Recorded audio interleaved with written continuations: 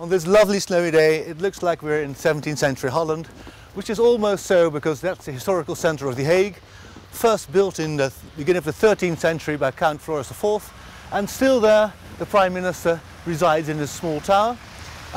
This is our house, built in 1760, and in it we have a small presentation of Dutch history, which I'll show to you now.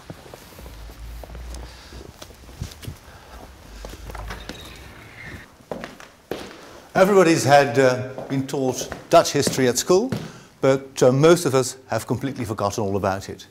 But it's really quite simple. All you need to know is just two dates: 1648, the end of the 80 Years' War, and 1672, when we were almost captured by the French, the most disastrous year in our history. Well, if you know that in 1648 the 80 Years' War ended, you can figure out yourself when it started. And it was all started by William the Silent up there.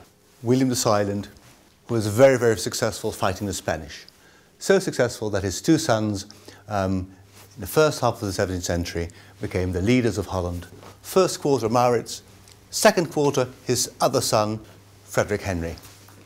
Frederick Henry died when? In 1648, during the peace negotiations. Well, clearly this man was no royal, neither was his name Jan de Witt, yet he became the most powerful person in Holland in the third quarter of the 17th century. And why?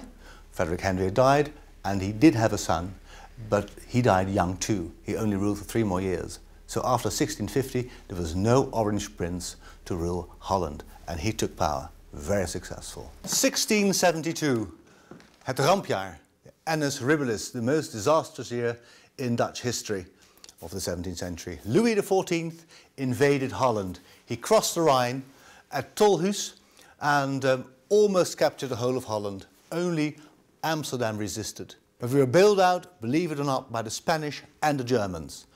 But it wasn't the Witt brothers who helped us. No, they were taken out of prison and killed by an angry mob. They were lynched, and the whole crowd shouted for a new saviour. And they found him in the great-grandson of William I, William III, who later became King of England even.